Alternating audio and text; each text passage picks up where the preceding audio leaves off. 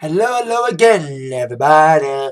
Zack Attack is here with the Atakline now for you on this Monday, January the 12th, 2015. Alright, let's get it off with some DJ and Zack Attack news. I finally kicked off my year of DJing this past Friday night.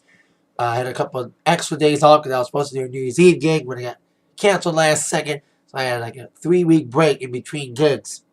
About 19 days since my last gig. On December 20th, when I had my first gig of the year, which was on Friday at the Romeo High School basketball games doubleheader, boys and girls against Cusino. This is my eighth season DJing for the boys and girls basketball teams. It's been enjoyable, and I kicked off my first games of the season. I always like to DJ in January because I always have gigs in December. So because starting in January is like my slow time of the year. That's why I prefer to kick off my season for basketball. Another good turnout. The girls' game was decent. They lost their game against Costano, but the boys' game was very packed as usual. The crowd was really good. Decent, tough game. Tough near-binding game, but the boys won their game by like 10 points. So it was a fun way to kick off the year. Fun way to kick off the basketball season. I'm DJing a lot of games for the boys and girls this season. I'm DJing the girls' game tomorrow against Port Huron. We'll DJ the boys' game until next Tuesday. Then I had another gig over the weekend besides the great doubleheader for basketball for boys and girls against Custom. That was fun, like I said. I had another gig on Saturday night at Lenny Miller's Restaurant, but DJing there a lot for booked-in parties that he has. And the booked-in party that he had was a surprise 40th birthday party for a girl named Karen. And it was fun as heck, man. It was a fun show. Once I got really drunk, it took a while to get going. You know, the more laid back for the first couple hours. But once I got really drunk, bang, you know, the new stuff worked. They loved country. So country worked well. Like anything. Like Old Alabama. Not the song, but the band Alabama. Like Mountain Music did well. So that David Allen Cole, Friends in Little Places, has been a big hit lately.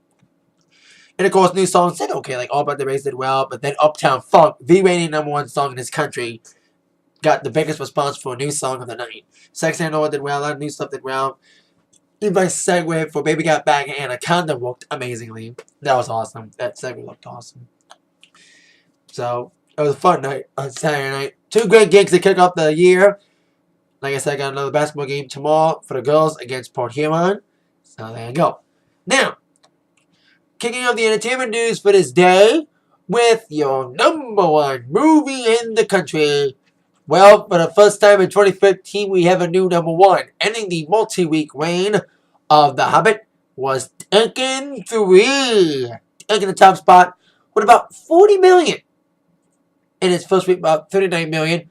Well, Selma, which got shut out the Golden Globes besides winning the best song, debuted at #2 with 11 million.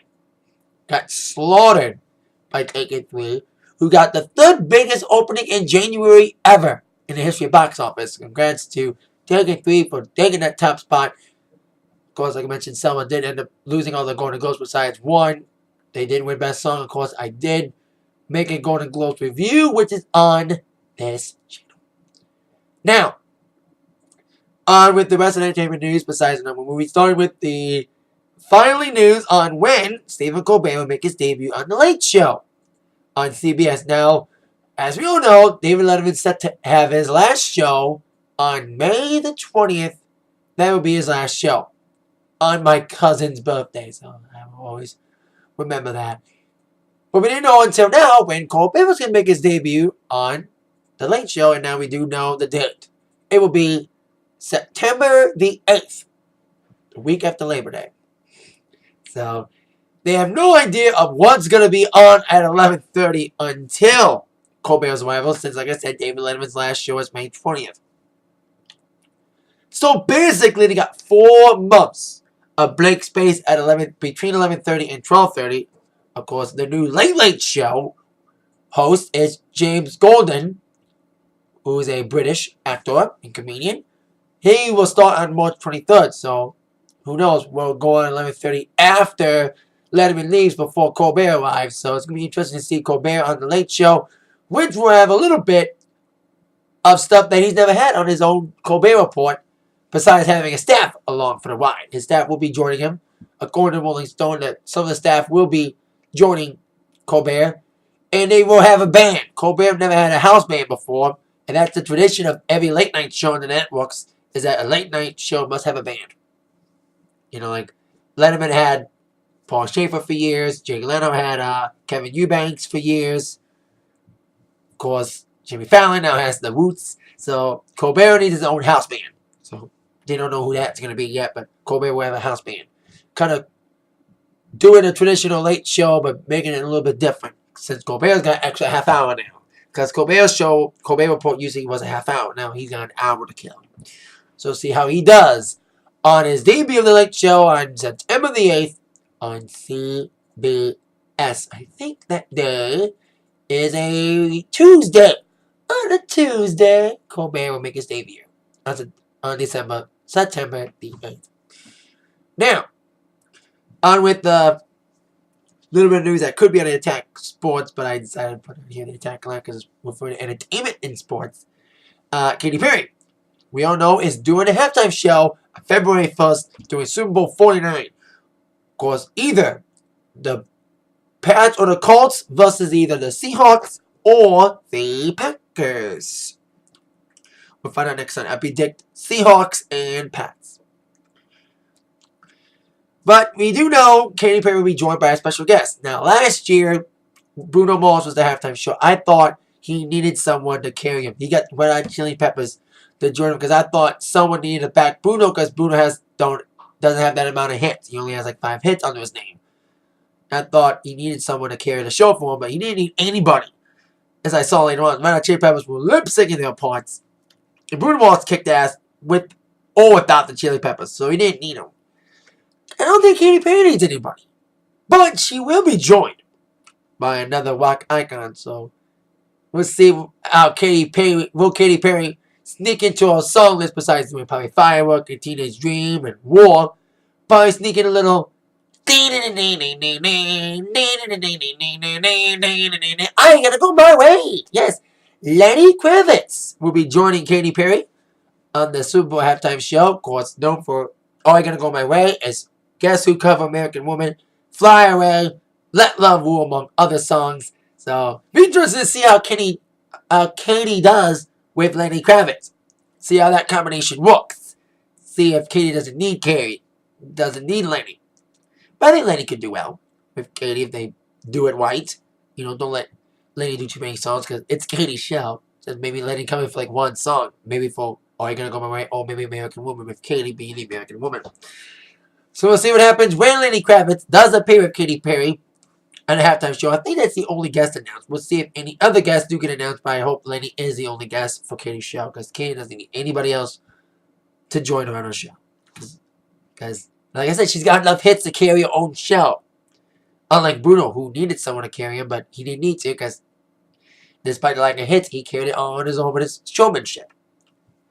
So there you go. Now, on with touring news on 2 of the biggest male country stars on the planet. Now, last week, Lady Antebellum, I nicknamed her Lady A. A lot of people call her Lady A. They announced their tour, the Up Tour, but they only announced the cities, no dates or venues.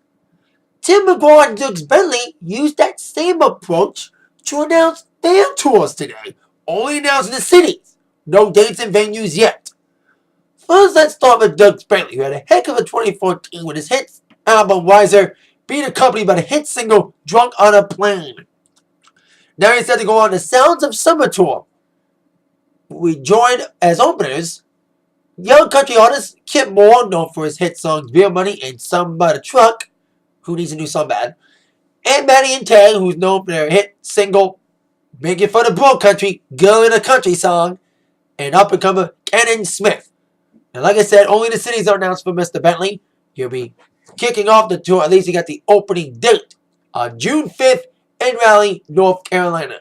The announced cities are Cleveland, Ohio, Buffalo, New York, Philly, Tampa, Denver, Austin, Cincy, Indy, and Lansing, Michigan. No Detroit, Michigan, but Lansing. But Tim will be in Detroit on his tour, named after his most recent single, Shotgun Rider. Of course, the Shotgun Rider tour will kick off in June to be a mix of amphitheaters and arenas. I say DTE, Pine Knob for Tim McGraw, because the last time he was here, he was at Pine Knob as well. Other cities besides Detroit would be Little Rock, Toronto, Charlotte, Raleigh, North Carolina, Indy as well, Chicago, Portland, Denver.